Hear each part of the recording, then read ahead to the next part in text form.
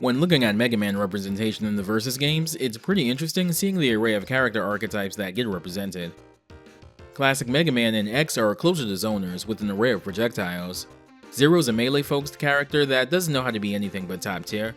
Sigma's a big body with no concept of personal space or an indoor voice. And Volnut is a stance character that can switch between a defensive and offensive playstyle at a moment's notice, to name a few. So with all of these playstyles here, it makes sense that we'd get a joke character in there somewhere as well. There's technically 2 Mega Man joke characters, but we'll talk about that little guy at a very specific point in time. That said, the first Mega Man joke character to grace the Versus series is none other than Ro, Dr. Light's housekeeping robot and the closest thing Mega Man has to a sister. Like Mega Man, she wasn't originally designed for combat, but is thrown down in a few instances, not the least of which is the Versus games. She's generally been a supporting character in the Mega Man games, usually either managing the in-game shops, appearing in endings, or sometimes even assisting Mega Man via radio communication. She's a kind, big-hearted robot that dreams of opening her own hospital one day. She tends not to get too involved in Mega Man plots, but she has played notable roles, no pun intended, in a few of them. In Mega Man 10, she's one of the first major victims of the virus that drives the game's plot of Mega Man looking for a cure for the illness. In the arcade game Mega Man 2 The Power Fighters, she's kidnapped and has to be rescued by one of the player characters, and she'll upgrade your special weapons upon saving her. Her most involved appearance, however, is in the PSP remake of the first Mega Man game, Mega Man Powered Up. There, she was a downloadable playable character, and has much more of a presence in this game's story compared to the original game. She even had extra costumes that could be downloaded. We'll circle back to Powered Up a little later, since that game largely informs one of her Versus series appearances.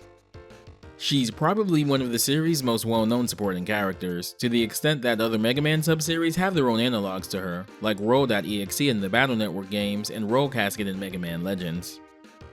Roll makes a somewhat unexpected appearance as a hidden character in the first Marvel vs. Capcom game, and is notable for a few reasons. For one, she's the only secret character in the game that has a unique sprite set. Every other secret character is largely either a recolor or an edit of another sprite set.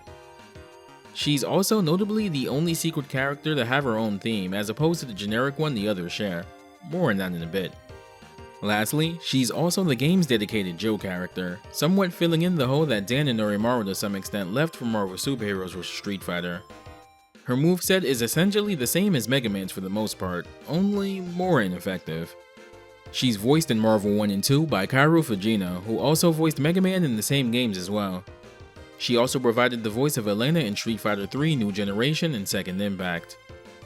Her trajectory through the Versus series is pretty interesting, but before we get into Ro's moveset, let's talk about probably the most memorable thing about her in these games.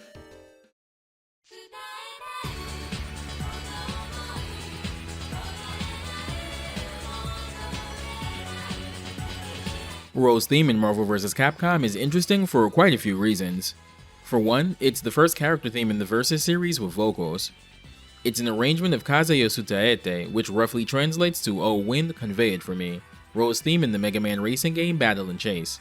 There, it could be heard in Ro's ending in the Japanese version if you place first on all of the tracks. That's not just an arbitrary unlock condition though, it's tied to the game scenario.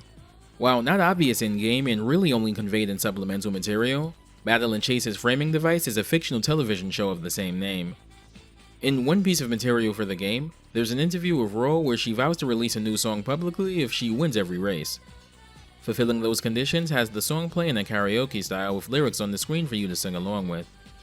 The vocalist for both the Battle and Chase and Marvel 1 versions of the song is Yoshino Aoki, who was a relative newcomer to Capcom's music division at the time of Battle and Chase, having worked on some of the arrangements for the PS1 and Saturn port of Mega Man X3.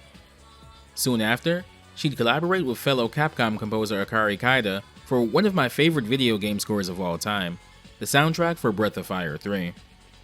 She'd also composed most of Breath of Fire 4's soundtrack and work on the Mega Man Battle Network and Star Force series, as well as a few other games like Shadow of Rome and Pocket Fighter. She'd later leave Capcom to co-found the music production company Unique Note, alongside her now husband Tetsuya Shibata, who you may know as one of the 2 composers of Marvel vs. Capcom 2. Speaking of Capcom Sound Division, what's probably a little lesser known about Kaze Yo Tsutaete is its composer, Yoshinori Ono. Yeah, that Ono. While he's far and away known for largely reviving and being the face of Street Fighter at Capcom from the late 2000s throughout most of the 2010s, Ono actually started his tenure at Capcom as a sound engineer. He was largely tasked with translating the music for their arcade games into their home ports, having done the music programming for the Genesis port of Saturday Night Slam Masters and the CPS Changer port of Street Fighter Alpha 1, among others. His first original compositions would be done for Quiz and Dragons, followed by Mega Man Battle and Chase, where he'd initially write Kaze Yo Tsutaete. He'd go on to be involved with the music production for Street Fighter III Third Strike before finally heading up a fighting game of his own. Unfortunately, that game was Capcom Fighting Evolution. Of course, he went on to lobby internally at Capcom to revive Street Fighter, which led to Street Fighter IV, and the rest is history. All that said, Ro's theme is a banger. It's just about the only comfort you have with playing her since she gets cooked by pretty much all of the cast, but hey. Ro's design in Marvel vs. Capcom is derived from her appearance in Mega Man 8, where she was redesigned. We'll be seeing her original design a little later on though. Her most recent design in Mega Man 11 is notable in that it's something of a combination between her original design and her design in 8, both of which are probably her two most iconic designs. One fun little Easter egg that's easy to miss is that all of Ro's pre-fight intro animations are parodies of Strider's own intro animations. Ready. We are Venom. Ready. Fight. Ready. Ready. She's a hidden character in the game that can also be challenged during arcade mode. To fight her there, get 3 variable cross finishes and 3 variable combination finishes, and use all of your assist partner stocks in every fight. She and Mega Man should challenge you at stage 7 in arcade mode. Beating her unlocks her permanently as a character that can be saved to the VMU in the Dreamcast version of the game. Otherwise, to play as her, input the following code at the character select screen. Thankfully, in the Marvel vs. Capcom Fighting Collection, you can just toggle all secret characters without having to put their codes in. Ro is not a good character.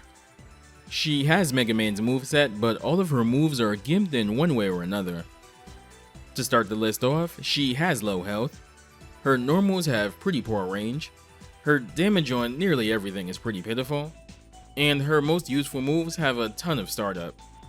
That said, she has a mercifully small hitbox. And for real, have you heard that theme? It's really good. Ro has 2 command normals that I should probably mention. The first is her slide, which she shares with her older brother. Second is overhead heel, done with up and heavy kick in the air.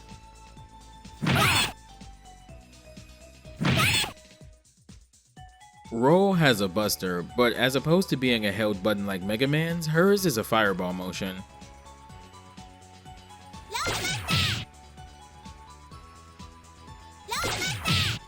Her buster is kind of a half step between Mega Man's regular buster and his charge shot. Her buster has the bigger hitbox that her brother's charged version has, but only deals 1 hit instead of 3. It's a great tool to use to zone your opponent out, or at least it would be if it didn't have a ton of startup and even more recovery. Quarter circle back and punch is Flower Bomb. Ro throws an exploding bouquet. Completely unserious move, but it makes me chuckle. She has all 3 of the special weapons Mega Man gets access to as well, and it's handled largely the same way. Quarter circle back and kick summons Eddie, and quarter circle forward and any kick has you use the acquired power. Light kick summons the rock ball from Mega Man 8. Medium kick brings in tornado hold from Mega Man 8 as well.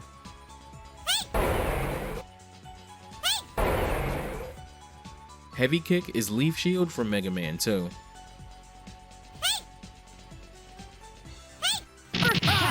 They all work exactly the same way Mega Man's does as well. Ro's first hyper combo is Hyper Roll, done with a quarter circle forward and 2 punches.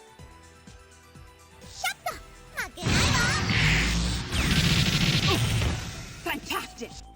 This is basically a worse version of Hyper Mega Man. It does lower overall damage, doesn't have the giant beam that Mega Man's has, and more importantly, The part of the super that does the most damage is at the very top of it, which is hard to connect with if she doesn't connect with the very first active frame of this super.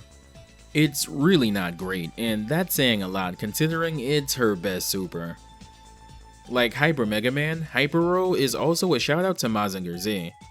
Note that during the super, she sends out some projectiles from her chest area. This is referencing the female Aphrodite A robot line from Mazinger Z, which also shoots missiles the same way. Row also has Rush Drill, done with a quarter circle forward and 2 kicks. Marvelous!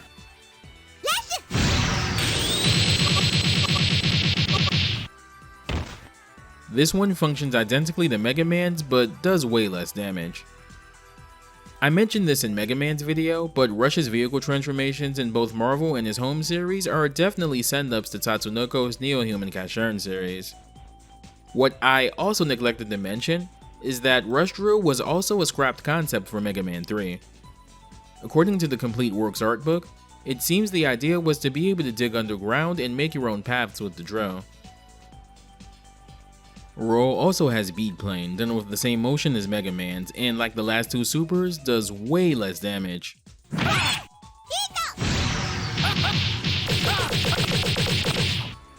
Here are Roll's colors.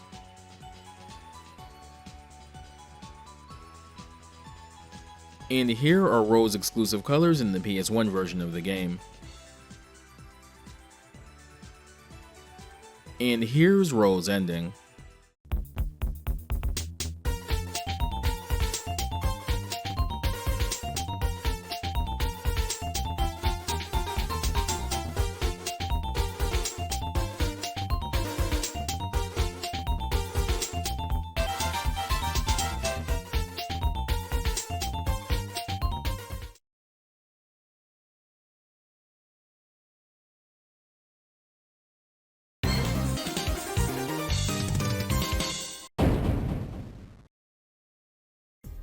Roll returns in Marvel vs. Capcom 2, once again having to be unlocked.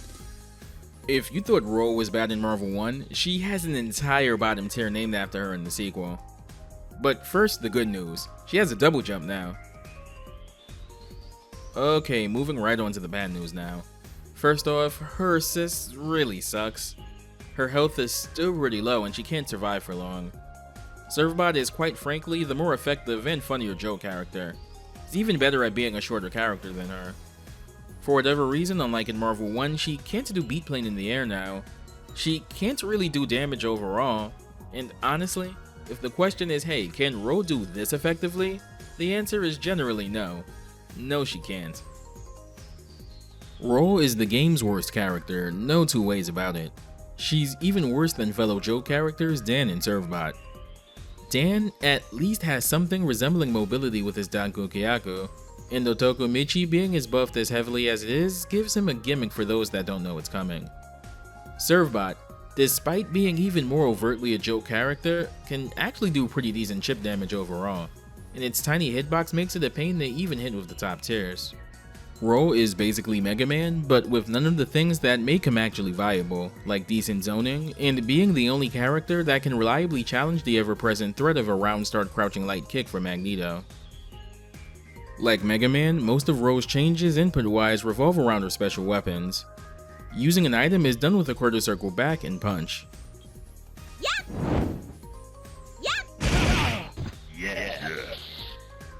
Swapping items has changed though. Each special weapon has a new, dedicated input. Quarter circle forward and kick gives you Rock Ball.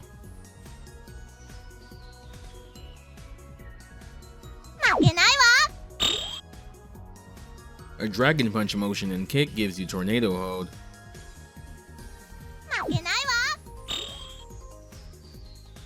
And the quarter circle back and kick gives you Leaf Shield.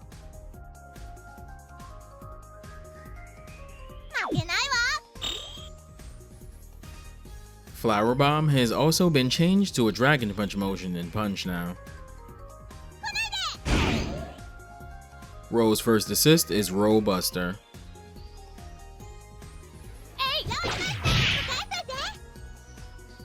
Her second assist is Flower Bomb.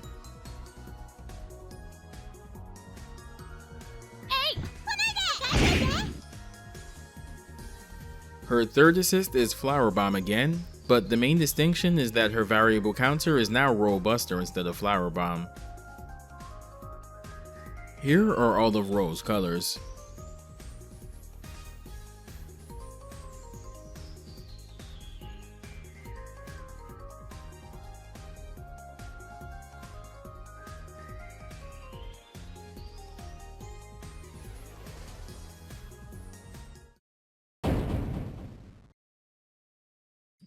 Tatsunoko vs. Capcom is where things take kind of a turn for Ro. Right off the bat, she's using her original design and sporting her broom from Mega Man powered up, which at the time of the game's development had been the most recently released classic Mega Man game. This time around, she steps out of the shadow of Mega Man and gets an entirely original moveset that not only utilizes her history as a housekeeping robot, but is actually entirely viable, finally allowing her to shed her Joe character status. She's also the first instance of a Versus series veteran being reworked this drastically between games. Frank West and Jill would later see overhauls between their respective debut crossovers in Marvel 3, but Ro did it first. Ro was on the rosters of both the game's original release, Cross Generation of Heroes, and its update, Ultimate All-Stars. She was a base roster character. Kinda. See, in the Wii version of the game, she and Jun the Swan are available from the start, but in the arcade version that released a few weeks before the Wii port in Japan, both were time-locked characters set to unlock near the Wii version's release date. Ro was voiced in Tatsunoko vs. Capcom by Hiromi Igarashi. She's done quite a bit of work in the VA space in the last few years, though apparently voicing Ro here was one of her earliest gigs. She'd go on to become the Japanese voice actor for Rainbow Mika as well as Jacko in Guilty Gear as far as fighting games go. Ro's character theme in Cross Generation of Heroes is a new arrangement of Kaze Yo Tsutaete, fittingly titled Kaze Yo Tsutaete 2008 for the game's release year. Ono returned to supervise this arrangement, with the arrangement itself being handled by Hadenori Maezawa's production company, Picnic, who also produced Tatsunoko vs. Capcom's main theme. Check out my video on Doronjo's history if you'd like to learn more about Picnic's wider involvement with TVC. Speaking of the main theme, the vocalist for that song, Asami Abe, also provided the new vocals for Kaze Yo Tsutaete 2008. Despite the character themes being removed from Ultimate All-Stars, presumably because music licensing for the Tatsunoko themes might have been an issue outside of Japan, Ro's theme not only made it over, but was for the first time localized in English, now titled Where the Wind Blows. If you beat arcade mode with Ro, the usual credits minigame replaces the Dorenbogen on their bike with Roll on her broomstick. This is actually the easiest way to unlock the Ultimate All-Shooters minigame that you get for collecting all of the golden letters in this minigame. Playing this version of the minigame with Ro plays the English version of the song, which is a really nice touch. It's really cool that they went above and beyond for this theme specifically.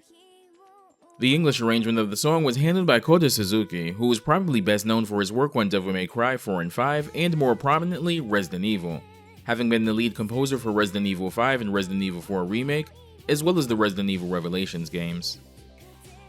Unlike previous games where Ro struggled to do much of anything, she actually has a fair amount of stuff going for her in TVC. Her jumping heavy is a scary good neutral tool with an equally scary disjointed hitbox. She's small, so some things just don't work on her like they should, and she gets a healing zuber on top of that. She's the absolute queen of consistent OTG pickups. She has not one but two unique power-up mechanics that boost her damage, and she has one of the best general purpose assists in the game. That said, she has low health. Being small means she has really stubby normals, and for as good as jumping heavy is, it's not easy to convert into a combo. It also bears mentioning that, like most of the cast, Ro saw some balance changes between Cross Generation of Heroes and Ultimate All-Stars, receiving pretty much exclusively buffs. One of the most immediately noticeable buffs is to the range of her room normals and special moves, which got bigger hitboxes in Ultimate All-Stars. In Cross Generation of Heroes, for whatever reason, Ro couldn't combo any of her standing or crouching normals into her launcher like the rest of the cast could. This was fixed in Ultimate All-Stars.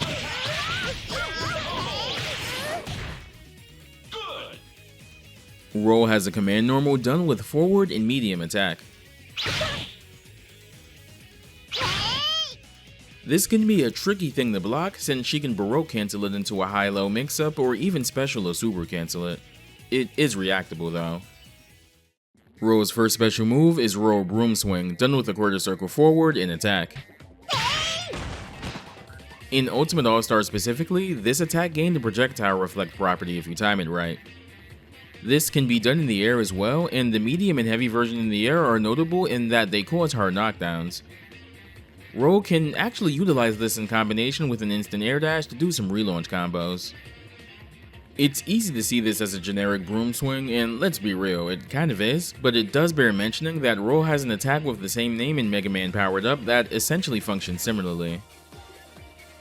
Ro's second special move is Ro Splash, done with a Dragon Punch motion and attack. Ro takes a bucket of water and throws the water at the opponent. If the water doesn't hit the opponent, this makes a puddle on the ground that lingers that the opponent can slip on. Ro can actually interact with these puddles to her benefit as well. More on that in a bit. Next is Ro Mop Up, done with a Sonic Boom charge motion and attack.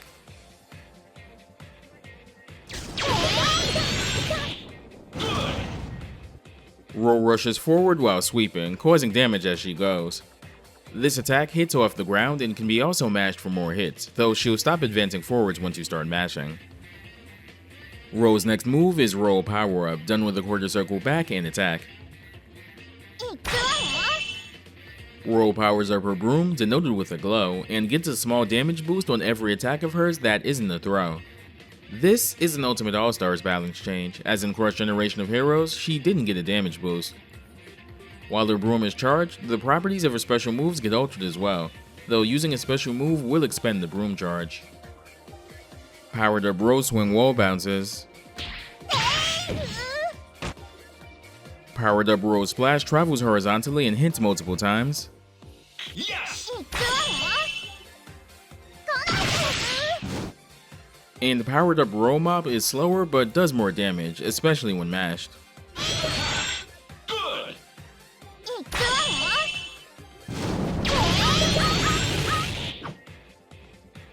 Ro's first hyper combo is Ro Mop Up Turbo, done with a Sonic Boom charge motion in 2 attacks.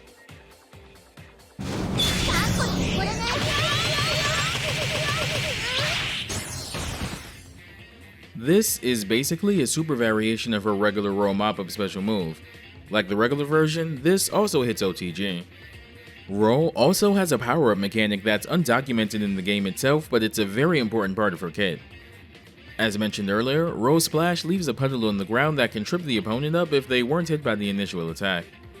But true to her nature as a housekeeper, Ro can mop up the puddles with her Mop Up special. If you look closely, there's a little glow when she mops up a puddle.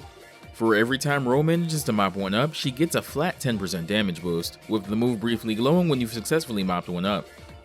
Ro can do this up to 5 times in a match for an absurd total damage boost of 50% that lasts for the rest of the match. If that sounds like a lot of work and setup, that's because it is. But there's also another way to build up puddles.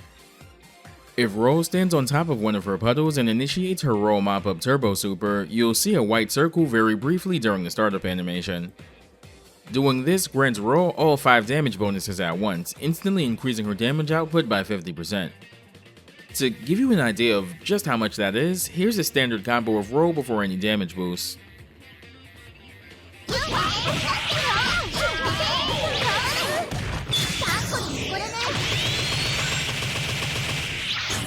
Wonderful! And here's the same combo with the damage boost.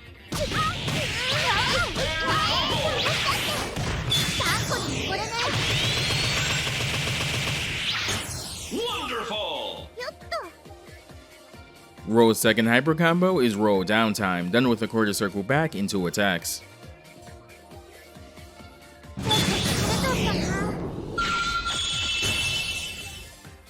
Ro kneels down and an energy pellet falls from the sky onto Ro, healing her.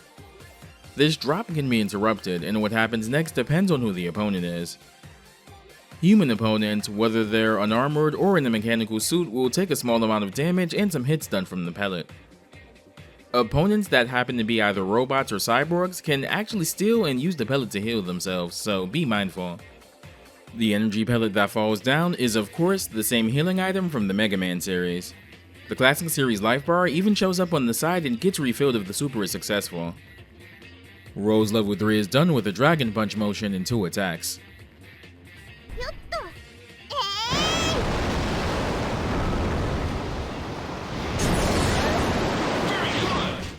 She accidentally sets the opponent on fire with her mopping, and being the helpful robot she is, she gets a giant bucket of water to cool the opponent off.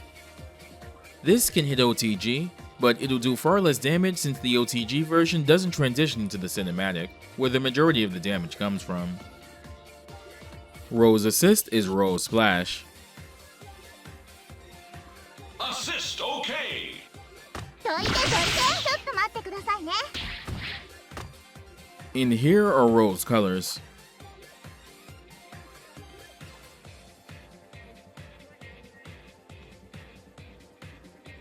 And here are Rose intro interactions. どことなくお兄ちゃんに似てる？大丈夫。僕に任せて。ここは通さない。お掃除開始です。このタイプは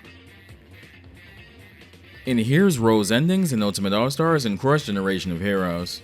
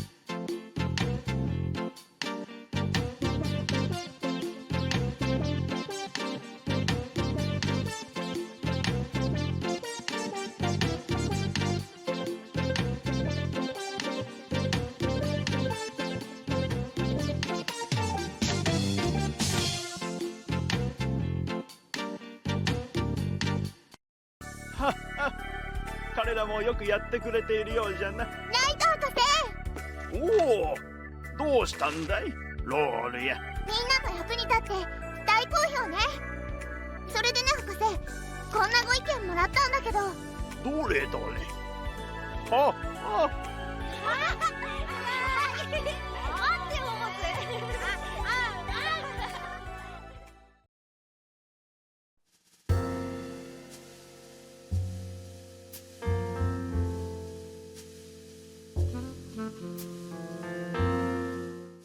Ro has got to have one of the best redemption stories in fighting games. From a funny but largely ineffectual Joe character, to a 100% viable fighting game character that makes her a threat while still keeping her original personality intact, Ro is a shining example that anyone can be a fighting game character and make it work. Tatsunoko vs. Capcom would be Ro's last playable appearance, but she makes 2 cameos in Ultimate Marvel vs. Capcom 3, one as a Heroes and Heralds card, and the other as a part of Nova's ending. I'd say the only real shame is that Tatsunoko vs. Capcom is the most obscure versus game, and thus, a lot of people don't really know that Rola's actually pretty decent there. It's a thankfully inexpensive game to track down on the Wii, and I wholeheartedly recommend it to anyone that hasn't played it yet. I'm not confident that it'll get a re-release anytime soon due to probably having the most complex licensing issues of any versus game, but considering we live in a timeline where Marvel 2, Capcom vs. SNK 2, Power Stone 1 and 2, and Project Justice are getting re-releases, I'm not going to write off the possibility just yet. All that said, that's going to do it for this video. As always, thanks for watching, take care, stay safe, and I'll see you next time.